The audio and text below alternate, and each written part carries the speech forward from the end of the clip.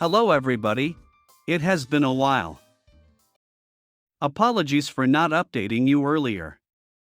We were just too busy. So, let me take this opportunity to do just that.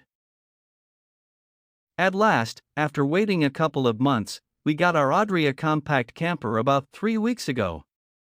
This was reason enough to open a bottle of champagne. We are so happy with it. At the time it was delivered, we also bought 2 tiny foldable e-bikes from Lacros that fit into the camper's garage.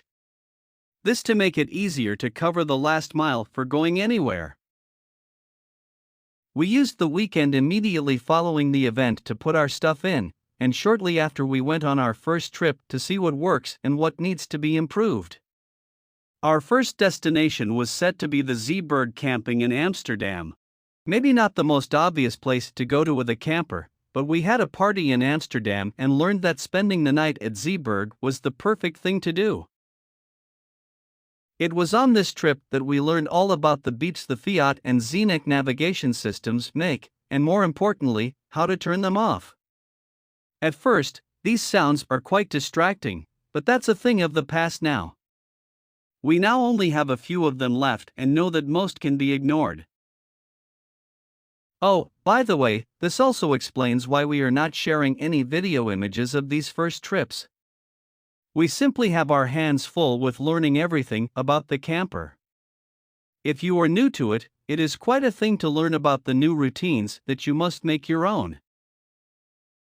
So, in these first few days, we stayed in Amsterdam, Schindel, Maarsches, and Maasdouwen, all in the Netherlands by the way, at a variety of camper places, campings, and private properties. We learned that due to the ratio campers and available camper places, it is smart to make reservations whenever possible, that being away with a camper gives you a sense of freedom that is immense, and that it will not take us long to get adjusted to traveling in a camper. After this first short week, we went home to get some things done and prepare ourselves for the second short trip. This trip brought us to a camping in Oersbeek, with the purpose to see some family. Also on this trip we had our propane gas bottles replaced for LPG equivalents and put our camper on a weighbridge. This last thing was quite an eye-opener.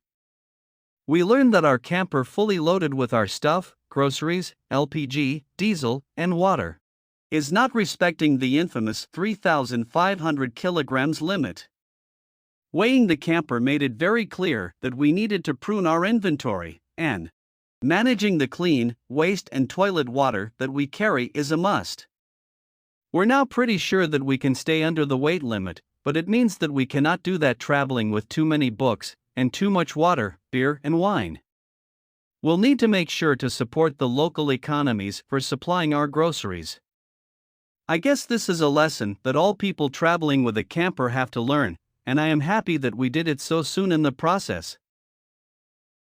At this moment we are at home preparing for the next trip. We're going back to the south of Limburg, this time quite close to the Belgium border. We go to the festival in Banholt where the villagers are going to get the St. Gerlicus fir from the forest. They do this on the Saturday before Pentecost.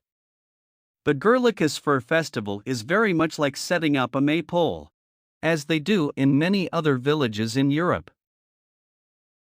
After this, we plan to go to the north to the Ceramics Festival in Swammen, and further on to the island of Terschelling, where we hope to visit the Euro Theatre Festival. So, let us see how this develops and how we pick up reporting on our trips on this channel.